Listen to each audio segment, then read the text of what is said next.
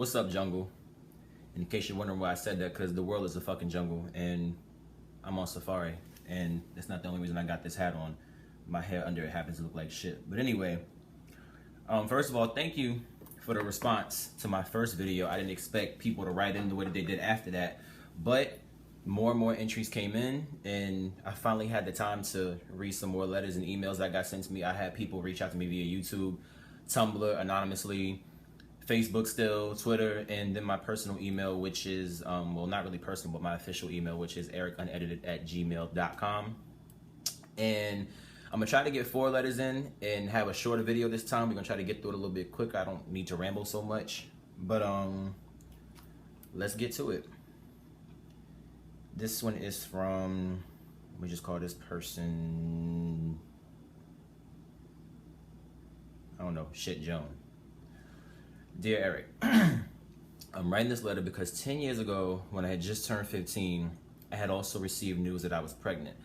I never told my mother, so another family member took me to get my abortion. The father was a guy I was simply seeing at the time. It wasn't too serious, as he was and still is a manho. I went through my own promiscuous phase, and after that, and now I feel like I made a mistake of getting that abortion. I cannot say that I'm happily married, and I cannot say that I'm married and happily married at that. I just can't have children now, and I feel it's due to that abortion. I've had 3 miscarriages, and I feel like it's my punishment for messing around all those years ago. I'm wondering if I should tell my husband why I can't conceive, or should I keep trying? I feel like he'll look at me differently. Should I confess? What would you do? Well, first of all, Joan, you should definitely tell him the truth. That's what you got married for. You got married to be with somebody that you could be honest with, somebody that you could be vulnerable with, somebody that you could tell the truth to and not be judged. So you should honestly just speak from your heart. He's going to resent you for keeping his secret from him. If he really loves you and he loves the person that he married, he's not going to be mad at you. This has happened before him. Keeping a secret is where it gets messy. This happened when you was a teenager. That's history. You know what I mean? And this is 10 years ago now. This is a decade ago. He's in high school. We all do dumb shit in high school. You know, you're not the first, you're not the last to have an abortion in high school and to, you know, get pregnant and to fuck around in high school. It happens. We fuck up. That's what young people do. Old people fuck up. But, you know, it's more acceptable to fuck up when you're younger like that. And, you know, the promiscuity thing, that was just a reaction to what you had gone through. You know, a lot of girls go through that. It fucks with you when you have situations like that happen. You're young. You didn't know what having a child was about or any of that. And when you're that young, you don't really take condoms and safe sex seriously like that or any of that. Honestly, just tell them the truth. You know what I mean? Of course, keep trying, because you never know. This is all, you know, up to the Most High. This is up to the Creator. This is not up to, you know, what any doctors say or, you know, people going off of genetic. This is off of what, you know, is going to happen, you know, if it's meant to be. You guys will have a baby. You're not the first one to have situations like this. I know people who have had situations like this. And, you know, I have seen situations where people have had more than one abortion and are still able to conceive. Everybody's different. Everybody's body is different. And, you know, no judgment, anything like that, because I'm all for a woman's right to choose. So, first of all, I understand that was probably very, very hard for you, and, you know, it's an unfortunate situation, but at the end of the day, you know, either you was going to be a mother in high school, you know, who's to say that your life will be where it is now? Who's to say you would have met your husband and that you'd be happy right now had you not gone through the hell that you went through in high school? You should definitely tell. You know, go get checked out and go see what's going on. You know, abortions, unfortunately, the downside of it is that while it's a procedure that doesn't necessarily always take long, it can cause long-term damages. It can cause a lot of different things, such as infertility and, you know, endometriosis, all of that stuff. I'm no doctor. I'm just telling you what I know, what I've seen. But you should definitely be honest with your husband. Let him know what's going on. And, you know, nobody's judging you. You fucked up. You were a teenager. What teenager doesn't fuck up in some kind of way? You made a mistake. And, you know, unfortunately, it's costing you, but I wouldn't say it's punishment. You know what I mean? I definitely wouldn't say that it's punishment. Everybody has situations like that in life. Almost everybody. You know what I mean? Or in some sort of degree, somebody has something drastic like that happen to them. Whether it be, you know, struggling with addiction in high school. You know, a lot of people want to get high. You know, alcoholism. There's a lot of different things that people say teenagers in high school shouldn't be doing that, they do, and the situation ends up messed up. So you definitely have nothing to feel guilty about. You just definitely need to be honest though and tell your husband about the situation that happened. Be honest, you know what I mean? Why lie? That's what you got married for. You got married to be completely open and honest. That's what marriage is for. To be able to have that person that you could tell anything and everything to and not be judged. So be honest, talk with him. This is best kept between the two of you. And, you know, go to the doctor, move from there. But definitely talk to your partner. That's what you got a life partner for. You're not in it alone anymore. You know what I mean? You were and you weren't alone before because you had somebody to help you before, but now you're older, now you're wiser. And like I said, now you're married. That's what you have a person there for. Talk it out with him. You know what I mean? That's what your partner's for, and figure out where to go from there together, because you're not in this alone. You're in this with him. All right, number 2. Dear Eric, what would you do if your ex-boyfriend gave you an STD, but when you confronted him about it, he said he didn't have it? I mean, if a chick ever gave me an STD and then said she didn't have it, and I know I've been safe and I know I got tested or whatever the case may be, I know you did it. You know what I mean? And at the end of the day, this is why I always say, when you get into a relationship with someone, or if you're going to be sleeping with someone, if you're going to be unsafe, you need to make sure that they're not sleeping with anyone else. If it's just a casual situation, because you got your own health to worry about. And you know, you need to make sure that you're safe with all forms of sex, unless you have gotten tested. People don't understand. STDs come from all different forms of sex. Anal, vaginal, oral. A quick blowjob can lead to years of, you know, whatever. You know what I mean? It's not just, you know, oh yeah, I'm going to go get off real quick and it's done. There are long-term effects. You know what I mean? There's, you know, chicks I know, or, you know, a chick, or whatever the case may be, and I'm pretty sure there's more that can't have kids after having STDs for so long. It's done damages to them because they ignored the STDs and let it linger and let it fuck up their system for so long. It's now messed with their reproductive organs. There's so much damage done to their ovaries and, you know, fallopian tubes and all this kind of stuff. And it's like, you know, at one point there was a chick I knew who they were like, you got to get a hysterectomy. She was like, no, I don't want to do that. But it's pretty safe to say she won't be having any kids, because she's received so many STDs from so many partners who she just wasn't being safe with, and she wasn't getting tested, and she knew something was wrong with her, and she was getting ignored, or not getting ignored, but she was ignoring and not getting tested. So if you know you didn't cheat, and if you did hypothetically get tested ahead of time before and down the line this occurred, he did it. If you guys didn't get tested, there is a good chance that this came from one of you in the relationship, and you know, it can go undetected for a while. There's a lot of times that people have STDs and they never know. You know what I mean? Maybe one of you has symptoms and signs. Sometimes they don't show symptoms and signs. This could have happened because y'all didn't get tested, which is why it's always important that you get tested before you're sexually active with someone, especially if you're not going to be using condoms. There's a good chance this could have been due to him cheating. Don't accuse, don't assume. It's best to go get tested and see, you know, when this happened, how it happened. But like I said, if you didn't get tested before you were active with him and unprotected, there's a fair chance he gave it to you, and there's a fair chance he didn't. It just could have been undetected, and it could have been undetected in either one of you. So, you know, it's a 50-50 chance that you got it from him, but, you know, you couldn't have either. It could have been from somewhere else. So you might want to, you know, just go see the doctor says first. See, you know, when this was, and also go with him. You know what I mean? And clinics are free as well. There are free clinics. It's wild to go in there and get it done, but clinics do exist. But you can't just blame them just yet. It sounds shady. It sounds like some bullshit may have happened, because let's face it, dudes my age, dudes in this generation, they don't use condoms unless they trying to not get a chick pregnant. You know what I mean? They don't. That's the only time a dude will use a condom, or whatever the case may be. If he finds out you want a pill, or if he thinks the pull-out method is going to work, he won't use one. STDs are like not important to people these days. The only thing people try to worry about is pregnancy. So you should definitely try to see if this really actually came from him cheating, or if this was something that was just undetected for a while. Okay, number 3. Dear Eric. My ex-best friend and I have recently been reconnecting, and I don't know where I should go with our friendship these days. It seems whenever I need her, she's always unavailable. When she needs me, I'm here, her beck and call. I finally got tired of her and blocked her from all social media and said I didn't want to be friends anymore because I felt she's a traitor for always leaving me behind to tend to dicks and clicks. Okay, tricky, catchy, like it. And I don't necessarily fit into those things. We met back in junior high and we were the two girls that always had our bond. The older we got, the more she wanted popularity and our friendship took a back seat.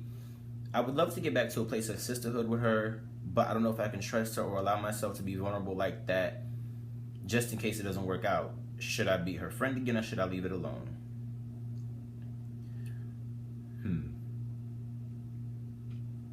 We'll call you Michelle.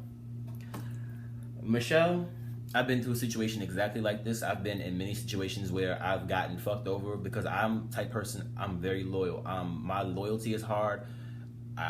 My trust does not come easy. When I trust you, I trust hard. I love hard. I fight hard. I'm down for all my friends. My friends are like family to me. And unfortunately, I'm loyal to a fault. It's got me fucked over several times. And now I'm to the point where I'm loyal to myself the most anymore. I really don't care. You know, if you fuck me over, if I feel like you have been disloyal, I really don't have much to say to you after that because I don't know if I could trust you. I'm the same type of way. Should I trust you again? Can I trust you again? Should we be friends again? You know, will you do the same shit again? And I've given second and third chances, and it just gets to a point where, like, are we going to be mature and be able to be friends and move past, or are you going to keep doing the same shit because I let you back in again? Honestly, you need to see if that person can really be a friend. You know, it's not going to be easy. Don't hold grudges, you know, and I'm a firm believer in that statement. I don't hold grudges, iron the facts. But at the same time, you're going to have to keep going on with your life and figure out if this person should be a part of your life as you move forward, or if this is somebody you need to leave in your past. Some friendships are for a reason, some are for a season, and some are for a lifetime. And, you know, I understand y'all been friends since junior high. You said, I don't know how old you are now, but apparently y'all are a lot older now. It's very possible that the friendship can continue. But you need to see if this is somebody who's really trying to be real friends or if this is somebody who wants to keep you around just in case they need you one day. Friendship is a 24/7, 365 thing. It's not just convenience. You know what I mean? And that's what I feel like real friendship is. Real friendship is when you're a priority, I'm a priority. I can call you any time of the day when I need you, whether it be 3 in the morning, when you got crust in your eyes, or whether it be 9 at night and you chilling. I can be able to call you when I need you, or whatever the case may be. That's what a real friendship is. And, you know, it's all about reciprocity. If you don't have that, then, you know, and if you feel like it's going to stay that way, then you should probably leave it alone. Just, you know, love them from afar, wish them the best. But if you feel like there's a chance that you two can get back to a loyal place and a genuine place, then I would try to, you know, work toward it. But y'all going to have a serious talk, figure out what went wrong and figure out how y'all get back to a place of, you know, and see if y'all can get back to that place, you know. Tell her the real issues and tell her the real problems, you know what I mean, that y'all had. Be honest. Don't sit up here and sugarcoat shit. I don't do that. You know, I had a situation like that recently. And this friend of mine, like, we've been through hell and back together. I love this friend to no end. And I think that I've loved so hard and I fight so hard and I'm loyal. So I'm so hard with my loyalty. You know, everybody's not like that. And I think since I am so tough in all those ways, once you screw me over, it gets worse. It gets so much more difficult to be my friend because I'm like, I don't know about you. Now you suspect, you know, now I question you. You know what I mean? I'm already with my walls up when you first come, you know, to me. I got to feel you out first. It doesn't take long. If I can sense a person's genuine or full of shit right off the bat. But when you start going to full of shit ways down the line, that becomes a problem for me because it's like at the end of the day, we supposed to be cool. We're supposed to be friends, supposed to be better than that. You know, if we're going to be friends, let's be there for each other. Because you don't get a lot of real friends in this life. You really don't. And I'm 24 years old. Sad to say it, I think I maybe have one friend, maybe two, but, you know, I don't have a lot of friends that I can say have not fucked me over or have not switched up on me or that have not been different to me. You know what I mean? And at the end of the day, I always love more than they love me. It's a sad thing, but it's the truth. And at the end of the day, I've really had to figure out who are my real friends, who really supports me, who supports like I support them. You know what I mean? And it's sad to say it, I don't have a lot of people. I support me. I do me. I'm my best friend. You know what I mean? And sometimes it's like that, you know. And sometimes you definitely have to look at it like, damn, is it me? And a lot of it is me. I'm not the easiest person to get along with all the time. I'm not exactly playing with a full deck because I live in the life of not really being edited, not really being filtered. You know, I'm fluent in sarcasm and I don't sugarcoat shit at all. That's not me. I don't live in fairy tales. I live in reality. So, but it's at the end of the day, the people who can appreciate that are people that I need to be around because that shows me that you can tolerate truth. And that's what friendship should be about. So go ahead, be honest. Say how you feel. Apparently, you still want to be this person's friend because you wouldn't have wrote this letter if you didn't. Talk it out. See how you can move forward from there. It's not going to happen overnight, but at the same time, real friendships are not hard to get back into. And it's going to take both parts more from that person because they did you wrong. Say what hurt you. See if y'all can fix it from there. You know what I mean? It's not a love life. You know what I mean? It's not like somebody cheated on you. You know what I mean? But you know, this is still something that hurts you. So, you know, you are going to have to see if that person can be serious and really, really be a true friend again. So talk it out, pray on it, and see if you can move forward from there. But this is going to have to be a discussion between you and that friend to see if they can earn your loyalty and your trust back and see if they can be a real friend again and not let other shit corrupt your friendship. Real friendships do not get corrupted by outside bullshit. They don't. If you let that happen, there's a problem. And if it wasn't on your end, then the problem is on their end. And you need to let it be known. Let me see. We got time for one more. Look at that. I squeezed the fourth one in under 20 minutes. We doing good. Oh, shit. Dear Eric, my best friend who was like a brother to me, y'all and these best friends shit today, to me doesn't know myself and his mother actually got intimate one day.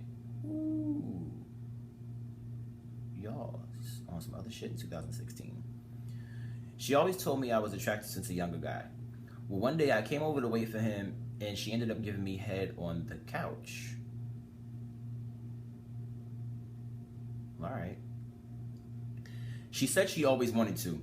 It was fun and she wants to do it again. As much as I enjoyed it, I feel bad enough and very guilty. The worst part is we filmed it and the video has been on XTube. Okay. I don't know if I should tell him before he finds out via the internet or just take it to the grave. Bruh.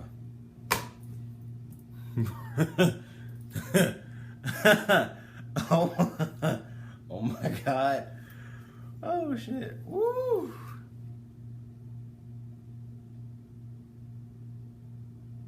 We gonna call you Bundy from Belly. We gonna call you Buns. Yeah. We gonna call you Tommy. I don't even I don't even know how to react. Oh wow. I really don't mean to laugh. This is a nervous laugh. This is a shock laugh. See, that's that bullshit. That's unforgivable. And I know I shouldn't say that because you gotta move forward in life and forgive for you, but that's unforgivable. And you deserve to get your ass whooped. I don't even know what to tell you. And I'm rarely at a loss for words, but damn. First of all, his mother's disgusting. She's a whore. Yes, I said that. I'm sorry. That is a full display of whorism.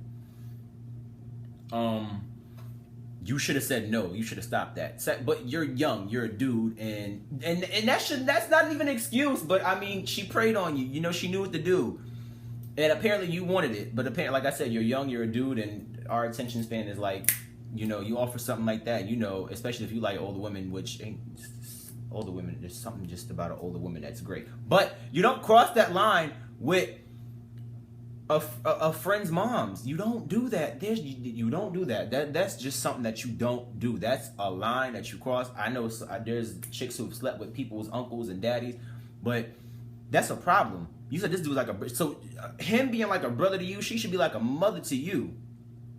And for her to do that, like, what kind of midlife crisis is she going through? Is she going through the change? Like, that is just disgusting. That's a problem. That's that bullshit. That's hashtag walk. That's a problem. Shit real in the field. I tell you that much. That is, yeah, and it's on, yo, it's online. What y'all doing?